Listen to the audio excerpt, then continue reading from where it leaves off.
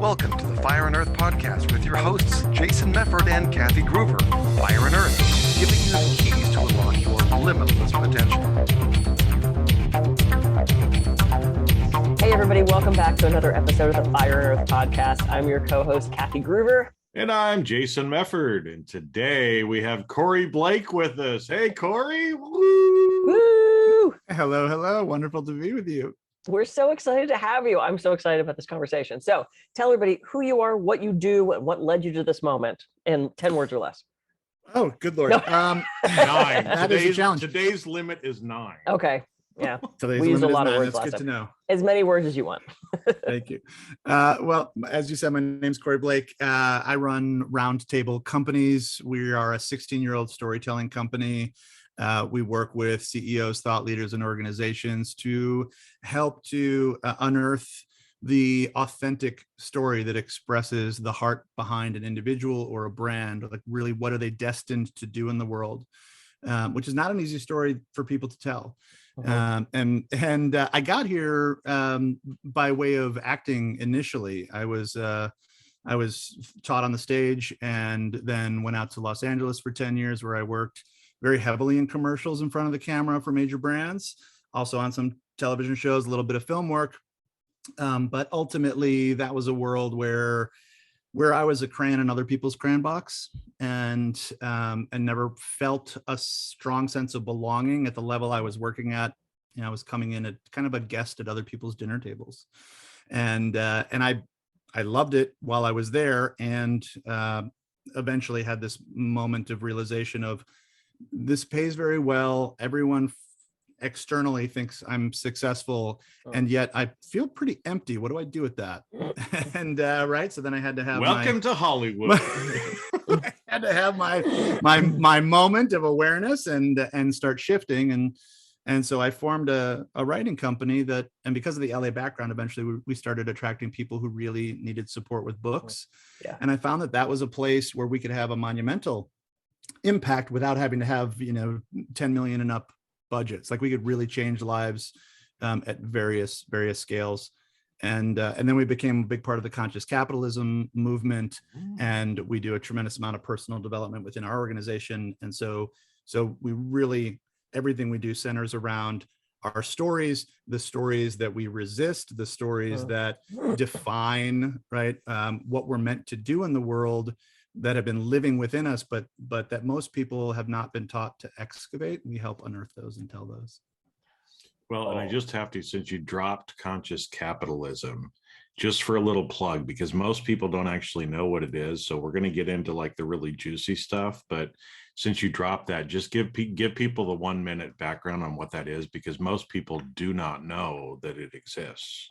And it's fucking amazing.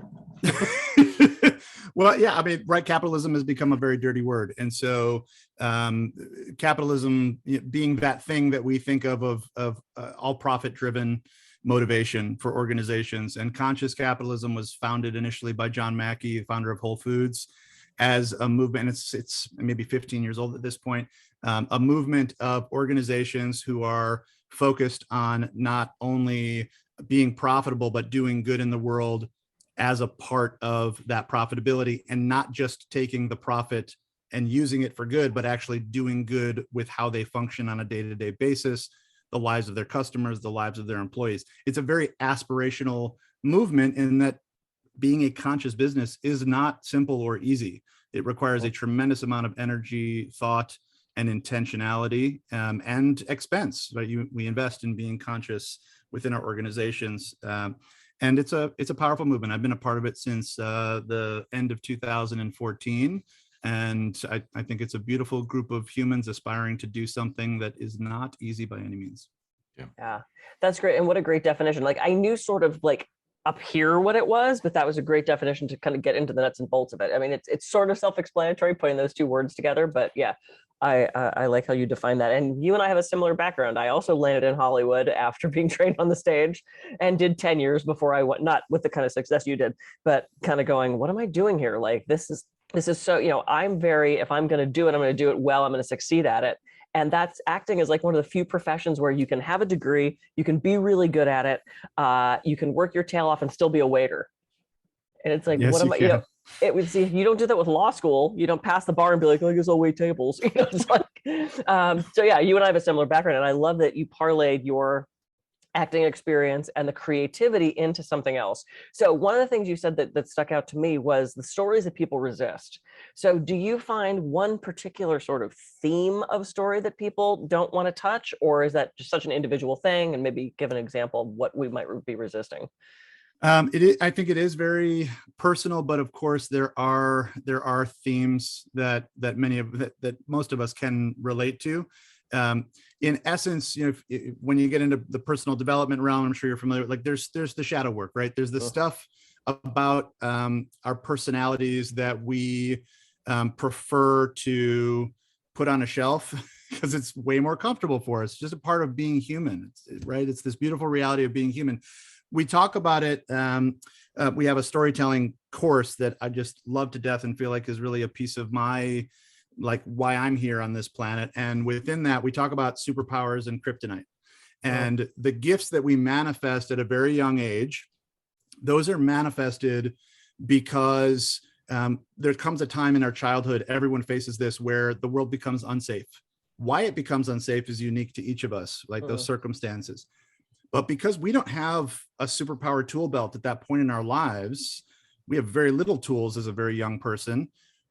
We do what in Gestalt work is called creative adaptation. Yep. Outside of that world, it's like, we survived. Well, no, we got really creative. We did something intuitively creative, and that becomes this thing that creates safety in that moment. So then we rely on it for probably the rest of our lives, because it's something we know how to do to help us feel safe, help us oftentimes feel a bit more in control of our lives. And so we exercise that muscle over and over and over again, but it becomes so strong, it becomes the hammer to everything as a nail.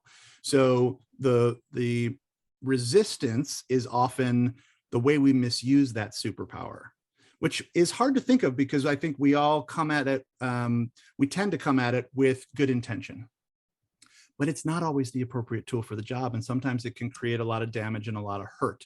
How that manifests, if we don't spend time actually recognizing what goes on in that way, we continue to do it. And it undermines really what we are oftentimes trying to accomplish and the impact we're trying to have in the world. So it's the resistance to whatever that is for us. And it shows up in all kinds of magnificent ways, because that's humanity. Yeah. So it would be something like, mom yelled at me when I was 6 and I just couldn't handle it. It was too much. So I decided to shut down and escape into this sort of inner fantasy world. And now I continue to do that. So now when my husband is upset about something, I shut down and just kind of ignore the things around me, because that was a coping mechanism. So thank you. I love that you can just dive into an example. You improv specialist, you. It's what we do here. Yes, and right. Yeah. So in that circumstance, you might have somebody who folds into that fantasy world, and so that world becomes this place of safety. And there's a very good chance that person goes on to do the most remarkable, beautiful, creative things with this imagination that they have developed, right? And sometimes reality is calling. Yeah. And that imagination space might be the place that they tend to go into when the world really is calling forth something more realistic. So mine personally, I'll just share, is as a result of my mother. My mother was a very light-filling person. She had huge light, and it shone on me for the first 5 years of my life. And then she had a bout of very severe depression, where she was institutionalized kind of depression. Light, the way I describe it, light went out. Well, in the dark, I had no idea who I was, and I felt insanely unsafe. So I had to learn how to read the room. I had to learn how to read not only my mother, but my father and sister, to determine my level of safety in any given moment. That became a gift of mine that I today use constantly. I am aware of energies in other people because I had to be as a child, because the person who was the most safe became the most dangerous. One of the other things that I learned how to do is, like, my mother knew how to help me feel special. I'm a Jewish boy to a Jewish mom, only son, right? Oh boy. total cliche. Like, you are here to do something magnificent with your life. And I've believed that my entire life. And because she showed me how to feel special, I know how to find the things that are special in other people and elevate them. That superpower I have to be incredibly careful with, because if I have an agenda that's attached to that, if I can help find the thing that's special in you, but I'm doing it because I want something from you, that's my kryptonite. I have to be highly aware that it is truly in service when there's no agenda. And as soon as there is one, I might be coming from a place that ultimately is going to do harm to someone else and myself. Yeah. Acknowledging that, that's not fun. That's hard work. So that's why we resist typically that kind of stuff. It's having to look at the tougher parts of ourselves. Yeah. Well, I think it's interesting because you mentioned too, when we're children, because you kind of talked about this authentic heart story that you're trying to help get out of people, right? And I think so many of us now want to be authentic, but it scares the shit out of us. Okay, honestly. And it's funny because, like you said, you go back to childhood, and it seems like these different things happen to us, right? Mother has depression, whatever ends up happening, it kind of changes you as a person.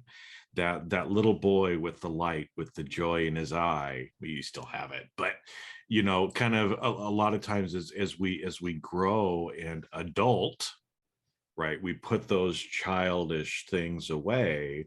We become the responsible adult. We go to school, we get the law degree, we become a lawyer, we hate our fucking life, right? Because we forget who we were. And it seems like, in the work that I've done and that I've helped other people do of being more authentic, it's really about getting back to that little child before we got kind of indoctrinated and reprogrammed by living life and having to become an adult. Is that kind of what you see as well, that a lot of times this authentic or heart story that's in somebody is actually what they wanted when they were a younger child or maybe a teenager, and what they dreamed of, but then they put that dream on a shelf? I think there's not a lot of psychological safety built into the world at large. Oh yeah. And right. And when we can find pockets of it, we can practice being the more authentic version of ourselves. And if we can do that in enough places, we can do it everywhere. But in the absence of enough places or one place, it's very difficult for a human being to step into an authentic voice. If we feel like we're going to be punished for it or rejected for it. Vulnerability is an incredibly challenging experience, because our perception is that we will be judged for our vulnerability. The reality tends to be different, but until we engage in it and it's proven that people lean in when we're vulnerable, right? If our belief is that they'll lean away, we can rationalize why we should never attempt it, particularly in our work life. I mean, we do a lot of vulnerability training with organizations in various forms. It is so uncomfortable for people at the beginning, and then it becomes the safest place in their life. Yeah. I think it's funny because like you said, I like that analogy of people leaning in when we're afraid that they're going to lean back, right? Like, oh my gosh, Corey, you're a freak.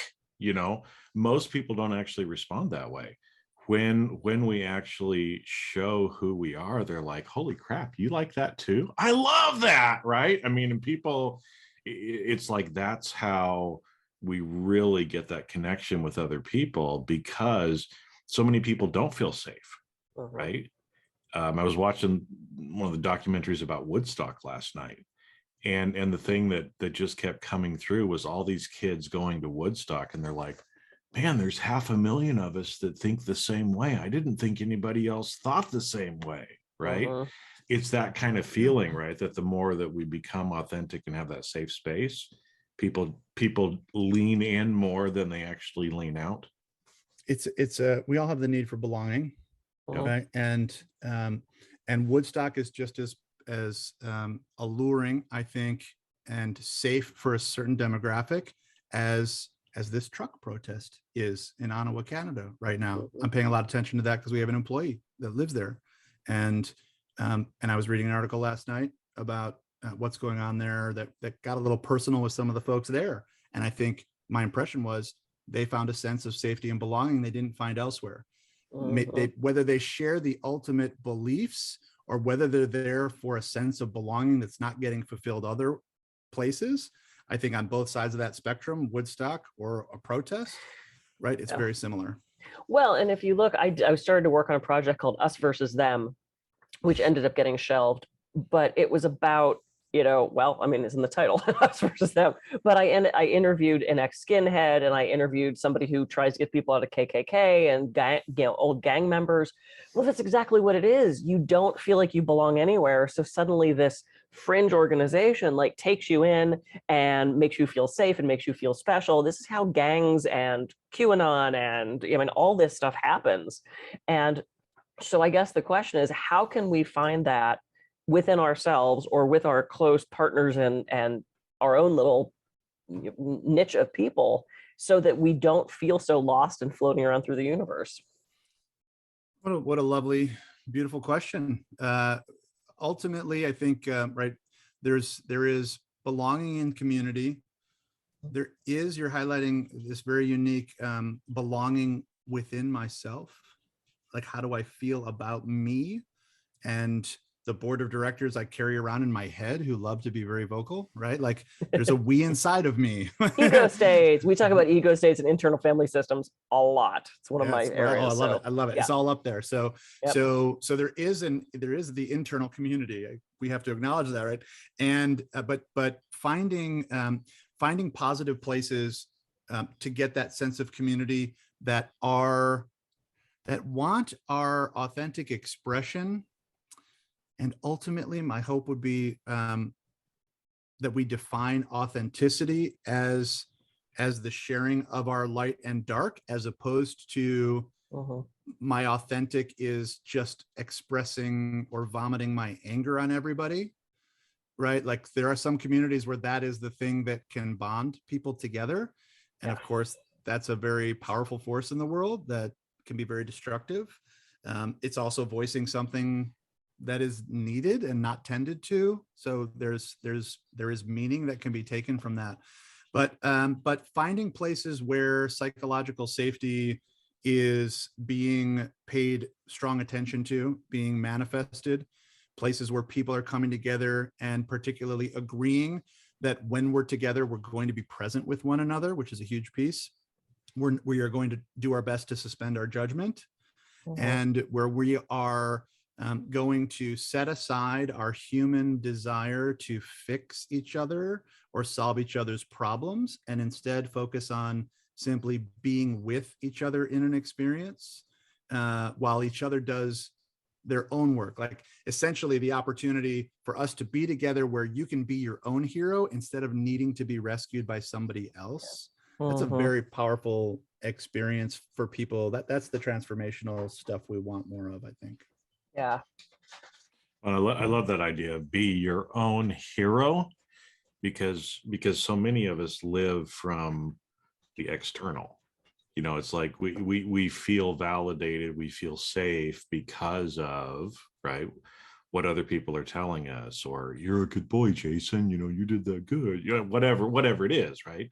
And so much of the time, you see that in relationships, especially too, where there'll be one person who needs their partner to provide them with the validation because they don't have the validation themselves, right? And so those relationships usually end up getting torn apart because the person never feels safe, because they're never their own hero. They never feel safe within themselves. I can't remember the term that you said there, but about being safe within ourselves effectively, right? That most of us don't do that. We're not willing to do that because I think it scares us, right? I mean, what causes us to look to the outside instead of looking within? Well, I was just saying real quick. that also creates sometimes a really dangerous power dynamic, because if you're looking outside of yourself for that hero and that safety, and they're not providing it. Well, not that they're not providing it, that if they're a narcissist or if they're a control freak, or if they're then you create this power dynamic of this, and I'm going to use the male female as the traditional way it tends to be with narcissists. You have this very needy, insecure, I don't feel good about myself female who ends up with this very overbearing narcissistic male who controls everything she does. And in her reality, that's safety because he's protecting her, but in reality, he's probably the most unsafe thing that could be there. So that's what the danger can be in looking outside yourself for that, if you're not with somebody who's just authentically there truly for your highest good. Sorry, I was just pouring out. I had to say that. It was exploding out of you. I love it. Right? Like this stuff is really, I think we feel it very deeply. And when we see it, I appreciate the passion with which it's hitting you.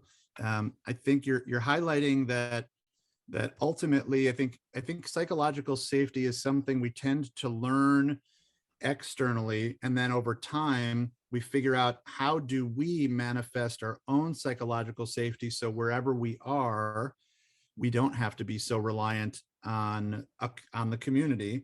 But that's a muscle that has got to be exercised and practiced in order to gain strength. It's a really challenging, I mean, in my own life, it's been something that I have arrived at where, and it's still by no means 100% effective, but I can lean far more into it. But sometimes, like I'm remembering an experience where I thought I was psychologically safe, only to find that there was no net when I leapt. And that was the moment when I had to ask myself afterwards. I felt like my metaphor was I had jumped off of a cliff and everyone watched as I just hit the ground and broke every bone in my body. And then I laid there for about 4 hours before the ambulance was called. Like it was at this small, intimate experience where I took a leap that just, it was more than the field could handle. And I left that experience and eventually came to the recognition of I need to manifest more of my own psychological safety and find degrees to lean into, to test an environment, to know. It's like we can estimate or predict how psychologically safe we think a container is, but until you push against it, I don't think we really know what it can take. Yeah. But it's different to push against it with a certain kind of force where I can still stand on my own 2 feet than it is to fling myself into it and hope for the best. That's an example of me having to learn particularly that aspect. But the be your own hero piece, ultimately, I think we want to manifest more wholeness in each and every human being. And there is when we shine light on the parts of ourselves that we, this is totally my own language, I don't know if everyone relates to it this way, but I got parts of myself that I find to be less lovable. Like that's my own internal judgment of these parts of myself. And the more frequently that I shine light on those and do it in community and am received with love, the more I change my relationship to those, from these are parts of my darkness to these are parts of myself that I'm learning to love, maybe, which is a huge step from parts that I totally want to pretend don't exist. Yeah. Right. And that makes me more whole, which makes me safer around other people, because if I judge that piece of myself less in me, I'll judge it less in anyone I come across. And that's when we become more powerful in our lives and in our work, when we're owning more of that work ourselves. Yeah. Oh, well, beautifully. Well, and isn't it funny too that a lot of those parts that we feel are darkness, that we're embarrassed about, are exactly the things that people love the most about us when they find out about us. They're defining.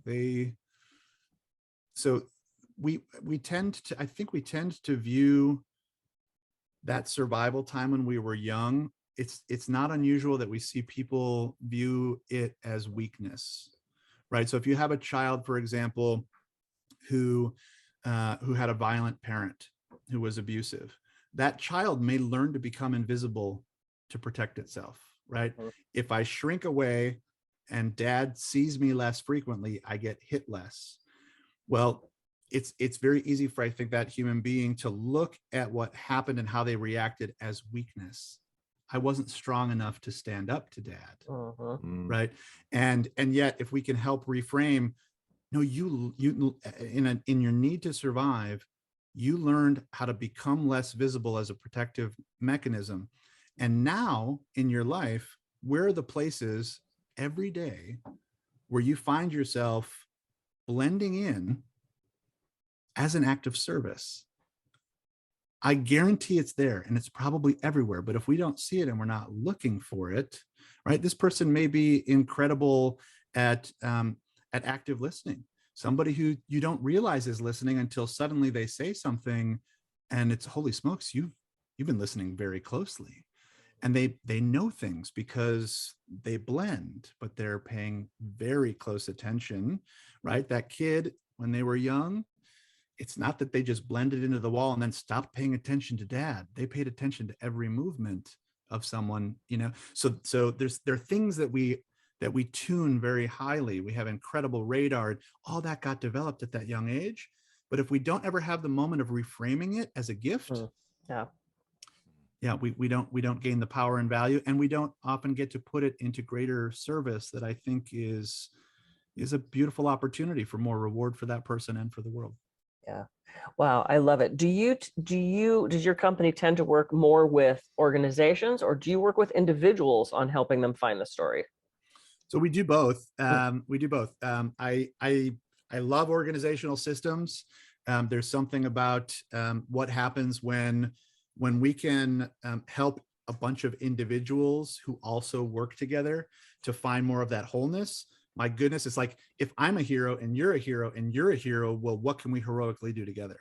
That's a fascinating, super amazing, fun question. You talk about high performance teams, being able to take this kind of trust and this depth of understanding, not only what your gifts are, but where they originated, and like hearing those stories is monumentally powerful. They're so sticky, you cannot forget them. They're so monumental. And so everything gets elevated. At the same time, not everyone is part of an organization that's interested in doing that kind of work. And so, we offer services to help people who want to actually take their story and deliver it somehow to the world.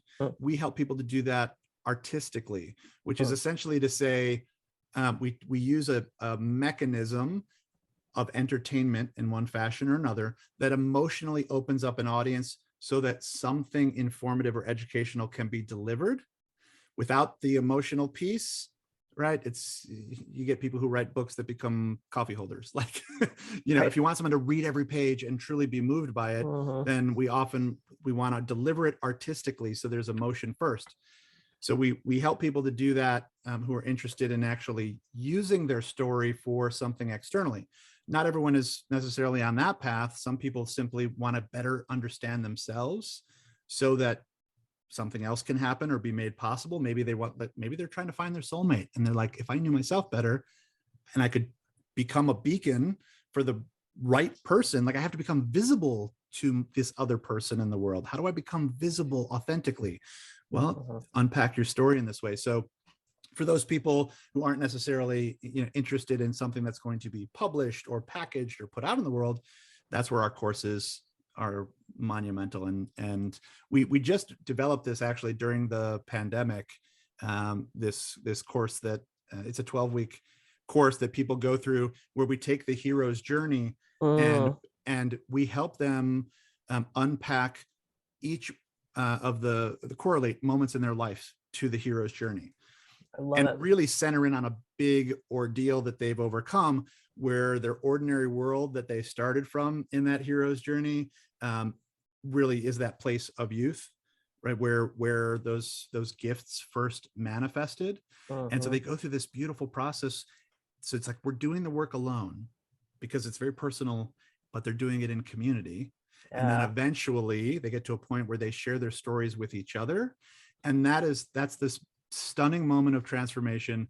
Everybody's nervous. Everyone's overwhelmed and freaked out at the idea of telling things that they've never told anyone before to this group of people that they've become close to, but still don't want to be rejected by.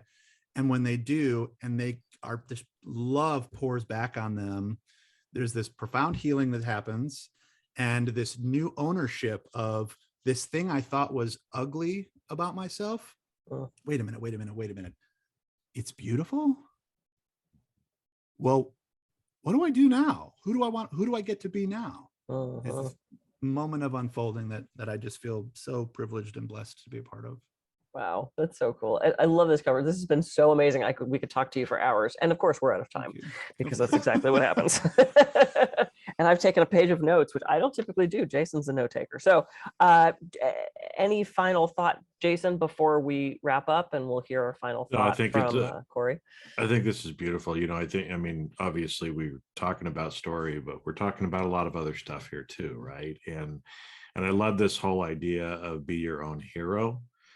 Because I think so many people out there, we're looking for somebody else to save us, right? And the only person that's going to save you is you, right? At the end of the day, this is what we were talking about, folks. So hopefully you didn't gloss over a lot of this, but just like Corey was talking about there at the end, if you want a new relationship, if you want the perfect partner, don't try to find the perfect partner, be the perfect partner. And your perfect partner will find you, right? And, the same thing with, quit looking for some knight in shining armor. Those are great stories, right? But what if the damsel stood up and was like, dude, I don't need you. I got this. Give me your sword. Let's go slay the dragon, right? That we all have that opportunity. It does require courage, right? To be able to share safe and do some of the things. I think it's beautiful what you're doing, Corey.